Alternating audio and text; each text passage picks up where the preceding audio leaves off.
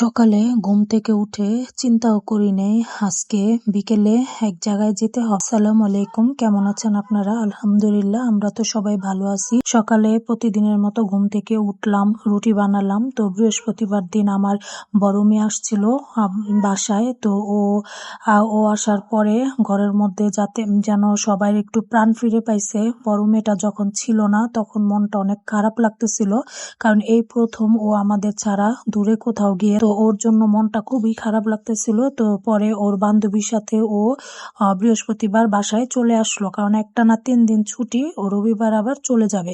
তো এই জন্য ও যখন বাসায় আসলো, আবার স্যার ওকে বুক লিস্ট দিছে, ওর জন্য কিছু কেনাকাটা করতে হবে।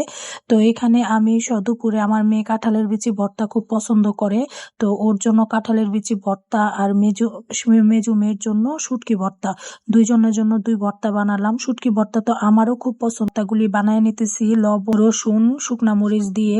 আমার মেয়েদের, আমি সবসময় আমার ঘরে কিছু বানালে আমার মেয়েদের পছন্দ মতো বানানোর চেষ্টা করি, যাতে ওরা খেয়ে তৃপ্তি পায়। বড় মেয়েটা এখন দূরে চলে যাচ্ছে, ও তো আর আমার হাতে রান্না খেতে পারবে না, মাঝে মাঝে খেতে পারবে, মাসে 2-1 বার। তো যাই হোক, এখন আমি ওর পছন্দ মতো কাঁঠালের বিচি ভর্তা বানালাম আর শুটকি ভর্তা বানালাম আমার মেয়েদের পছন্দের। তো এখানে শুক্রবার দিন তাড়াহুড়ো করে ভর্তাটা বানায় নিলাম।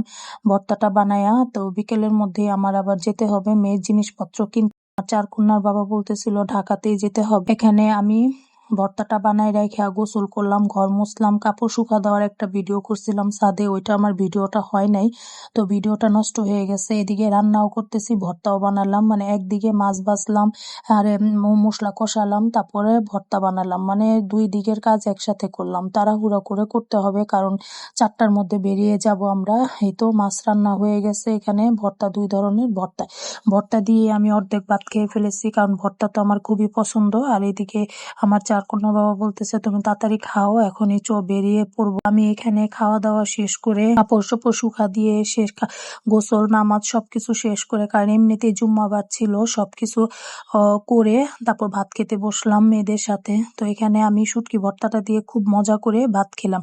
শুটকি ভর্তা তো আমাদের এখানকার বাংলাদেশের সবারই পছন্দ। শুটকি ভর্তা, কাঁঠালের বিচি ভর্তা, ভর্তা বলতে আমরা ভর্তা লাভার বাঙালিরা। তো যাই হোক, এখন এই তো আমি রেডি হয়ে বসে আছি। আমার 4 কন্যার বাবা বসে বসে টিভি দেখতেছিল, তারপরে উনি আস্তে আস্তে রেডি হলো।